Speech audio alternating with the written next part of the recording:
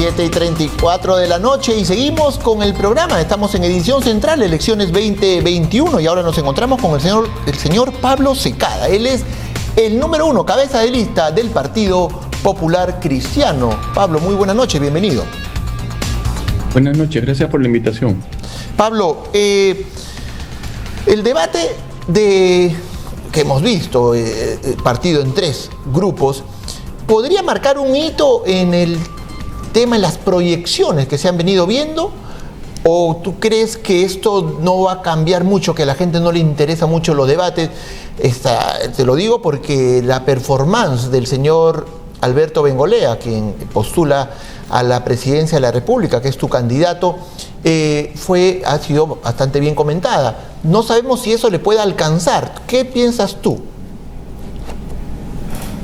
No lo sabemos hasta el domingo, y la encuesta de Ipsos entiendo que no cubre el 31. O sea, va a coger el primer día de debate y el segundo, o sea, los días en que salió Alberto, pero no va a coger el último día de debate, que yo creo que fue desastroso para el señor Rafael López, ¿no? Entonces, bueno, el domingo veremos parte de la historia, porque como te digo, no vamos a ver la historia completa, ¿no? CPI sí saca, creo, con hasta el 31, me parece, ¿ah? CPI sí, pero Ipsos no. Yo sigo Ipsos y puedo seguir IEP y hasta ahí llego, ¿no? De ninguna manera ha sido CTI, de ninguna manera ha sido IDICE. Puedo ver CPI, Datum, pero los dos recibieron dinero de Montesinos, ¿no? Ok, pero en todo caso, según lo que se ha visto, Ipsos y CPI han caminado por ahí, más bien IEP me parece que ha ido por otra línea. En algunos casos ha habido diferencias bastante notorias, pero es verdad lo que dices, Ipsos no alcanza los 3 días consecutivos de debate. Ahora, la expectativa no estaba centrada en el señor Alberto Bengolea, hay que decirlo, es la verdad.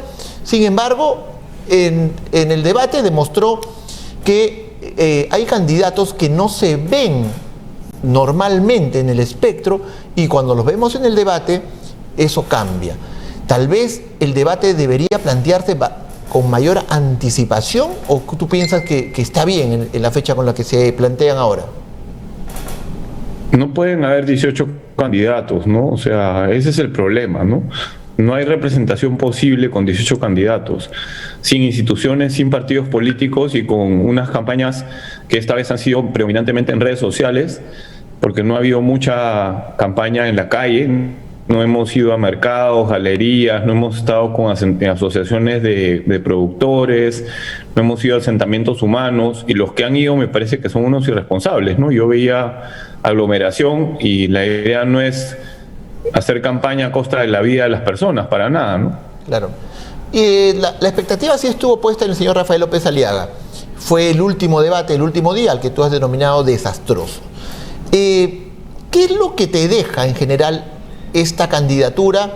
Ya un poco tratando, entiendo que todavía estamos en competencia, pero tratando de verlo de una manera reflexiva. ¿Qué te deja a ti, sobre todo, habida cuenta que según las proyecciones anteriores que hemos visto de Datum y las anteriores, el índice de indecisos es bastante elevado, y el que tiene el primer puesto en teoría tiene un promedio de 12%, que es bajísimo? En general, la gente no puede estar más decepcionada de los políticos, ¿no? Y creo que eso es razonable. Los políticos han hecho un trabajo penoso en estos últimos tiempos, ¿no? Lo que es triste para mí es que no distingan entre los políticos que andan robando y los que no, los políticos que trabajan por nuestro país y los que solo entran a las elecciones, pero así son las cosas, ¿no? Y entre izquierda y derecha, lo que ha pasado, creo, es que la izquierda tiene, después de la pandemia y después de años que han habido previos a la pandemia de estancamiento, tiene una buena participación política, pero genera un temor tan grande que la gente que se siente más identificada con la derecha termina votando por quien sea, ¿no? Porque el señor López Aliaga, el mismo día del debate o el día anterior, no me acuerdo, salió un reportaje de Gustavo Gorriti de IDL, describiendo un poco lo que decían los Panama Papers del señor López, y es una vergüenza. El señor es un estafador, es un ladrón. O sea, inventaba empresas para quitarle a su socio una participación, su socio hacía lo mismo. O sea, era una pelea de 2 alacranes, ¿no?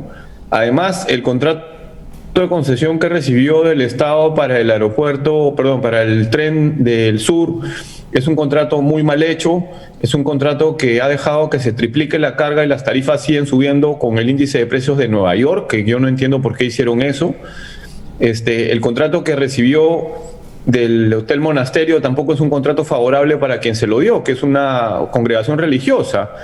Entonces, solo en el Perú pasan cosas así, ¿no? Con la precariedad institucional que hay, podemos tener a una persona así de candidato y que alguien crea que es una alternativa, ¿no? ¿Crees tú que se deben revisar esos contratos en un siguiente gobierno, sea quien fuere? Cualquier contrato que el Estado peruano ha otorgado o que está mal hecho, se tiene que hacer lo que la ley dice. Se tiene que sentar uno a renegociar. A mí me ha tocado renegociar contratos en el Ministerio de Economía y Finanzas y no tuvimos ningún problema. Nos sentamos en la mesa y empujamos hasta donde pudimos. Si es que uno no consigue que la sociedad se beneficie de la renegociación del contrato, bueno, se le paga al dueño del contrato un precio justo, como dice la Constitución, se paga de acuerdo a lo que dice una ley del Congreso, se valoriza adecuadamente y el señor se va a su casa y entra un nuevo postor que hace las cosas bien. Nuestro país ha pasado de ser un país que privatizó exitosamente, que armó un programa de concesión de infraestructura exitoso a fines de los 90 en el que yo participé, a ser una vergüenza de programa de infraestructura durante las siguientes 2 décadas. Eso es inadmisible y la gente no tiene que confundirse. Estabilidad jurídica quiere decir que no cambió las reglas, pero las reglas permiten renegociar y las reglas permiten expropiar contratos pagando lo correcto y diciéndole al postor que se vaya a su casa. El contrato del Tren del Sur sin duda lo renegociaría y si no podría se lo pagaría y que se vaya a su casa. Porque además también hemos visto informes al respecto y también hay un informe del Congreso de una comisión investigadora que se realizó, por cierto, antes de que el señor López Aliaga sea candidato, como para que no se diga que es una persecución política, y hablaba de que había sido pernicioso para el propio Estado y que también había recibido multas de parte de Indecopi por haber promovido el monopolio, es decir, haber impedido de manera ilegal que otras empresas participen en competencia. Esto, la recomendación de la Comisión del Congreso era simplemente que Ocitran levante, elimine y anule esta concesión. El papel de Ocitran también deja mucho que desear, y así como esa, muchas instituciones de control. Eso también habría que revisar desde el Congreso. Ocitran es el regulador. Ocitran lo que tiene que ver es que la fijación de tarifas sea de acuerdo con el contrato. Pero si el contrato no se hace por calidad y cobertura de servicios, sino por retribución al Estado, como es el contrato de Tren del Sur, el de FETRANSA, o es el contrato del aeropuerto Jorge Chávez también, cuando uno da una concesión de un servicio, lo que quiere es que el servicio le llegue a más personas y en la mejor calidad posible. No quiere que el concesionario le pague al Estado la mayor cantidad de sus ventas posible. O sea, no consigue alinear los incentivos del concesionario con los del público, así. Y ese contrato se hizo así. Entonces, o se negocia en buenos términos o se le paga y se va. En ese caso, yo lo haría. Y no es el único caso. Y tenemos que entender que el Estado peruano está perfectamente capacitado para hacer las cosas bien. Las empezó a hacer bien a fines de los 90 cuando yo trabajé en Santander y fuimos elegidos por el Estado para la concesión de carreteras, y ninguna se otorgó de acuerdo con la asesoría de Bechtel, de la principal empresa de ingeniería del mundo, y de nosotros, o como se hizo en los Juegos Panamericanos, o como se está haciendo en la reconstrucción con cambios, o como se hace en la carretera central, o como se ha hecho en algunas otras obras. O sea, no hay que traer a los marcianos para hacer las cosas bien, pero no podemos seguir dando concesiones de infraestructura que son una vergüenza.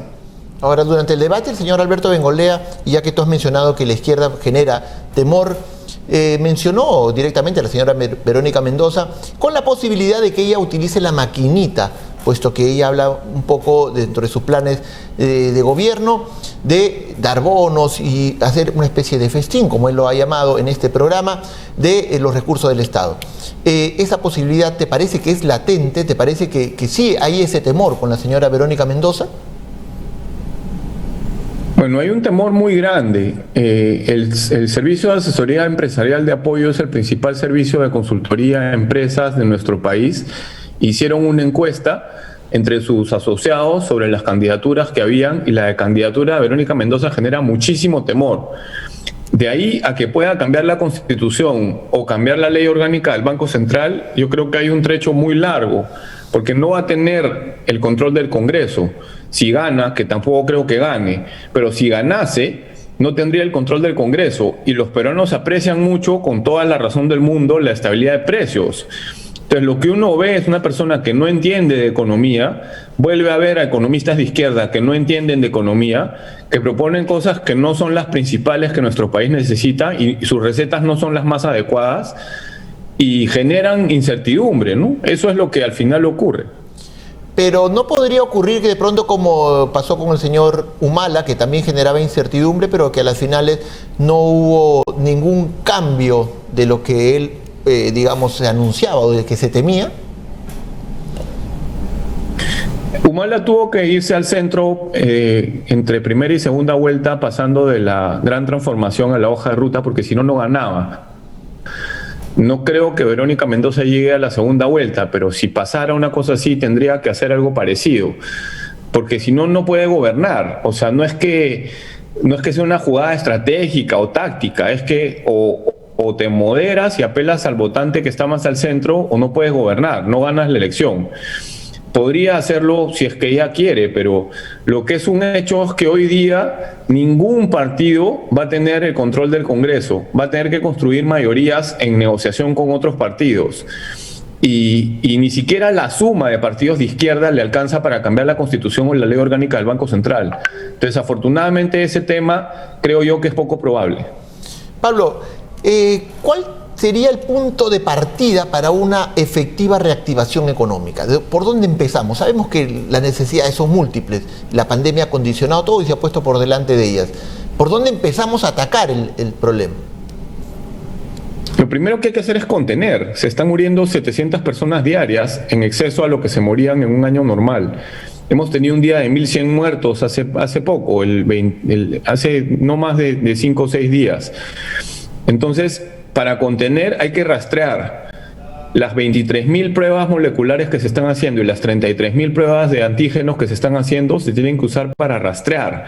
O sea, yo encuentro un positivo, que más o menos es 1 de cada 6 hoy día, o sea, hay 3.000 o 4.000 positivos al día, y le digo a ese positivo que me diga qué hizo los últimos 15 días. Y voy detrás de todas las personas que estuvieron con él en 15 días y les hago pruebas. Y le pido a Google y a Apple la app de rastreo que rechazamos en el gobierno de Vizcarra. Google y Apple nos ofrecieron la app que usaban en Singapur y ahora usan en Colombia y en Chile. Entonces tenemos que rastrear. Después tenemos que aislar. Lo que se está haciendo en la vía panamericana se tiene que hacer en una escala muchísimo mayor.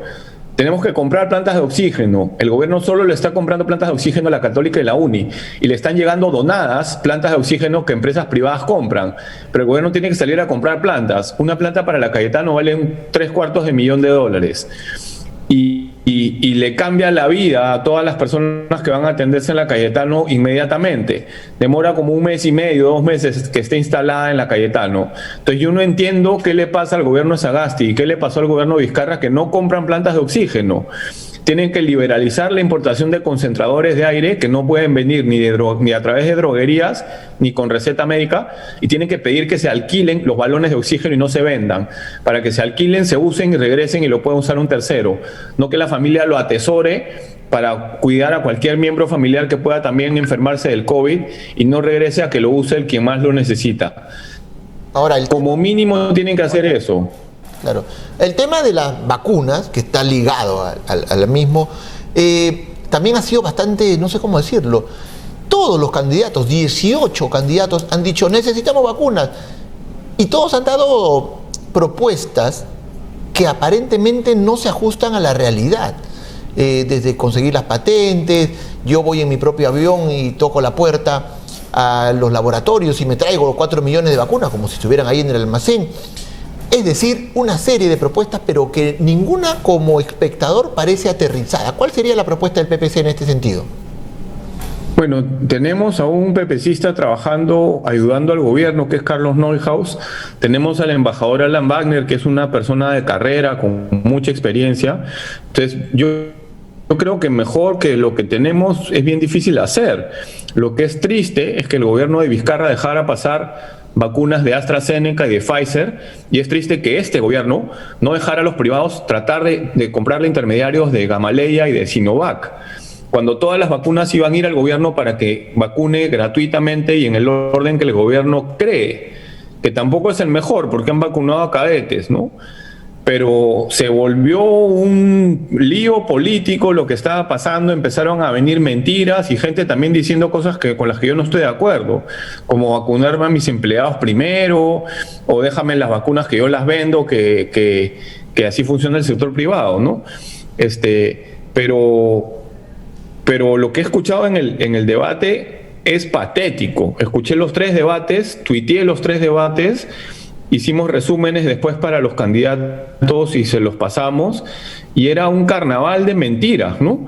Como tú dices, las vacunas no están esperando a que nadie las compre, no hay vacunas, y solo los países industrializados que han comprado vacunas agresivamente tienen vacunas. Después las venderán, o las darán al COVAX, y el COVAX tendrá más vacunas para darnos a nosotros, pero por ahora eso es lo que hay. Lamentablemente el error de AstraZeneca y de Pfizer es trágico. Claro, es increíble que ni Zamora ni Vizcarra estén dando cuentas por eso, ¿no? Claro, porque nos mandaron al final de la ¿Perdón? cola. O sea, lo que mencionas de AstraZeneca y Pfizer fue porque el gobierno peruano, cuando ya estaba prácticamente a punto de firmar el acuerdo, ya había intercambio de los contratos, de los convenios que se firman con formatos además que ya habían sido conversados, observa y no prioriza esa compra, y es ahí donde se cae, y Pfizer nos manda al final de la cola, cuando eso pudo haber llegado incluso antes de Sinopharm. Sí, y patético, ¿no? Porque estuvieron mintiendo sobre la efectividad de AstraZeneca, mintiendo sobre la efectividad de Pfizer. Cuando tienes una pandemia, aplica el principio de la vida y aplica el principio de precaución. Tú tienes que comprar todo lo que puedes, de la marca que sea. Prefiero una efectividad de 20%, que ninguna tiene esa efectividad, pero así la tuviera, que de 0.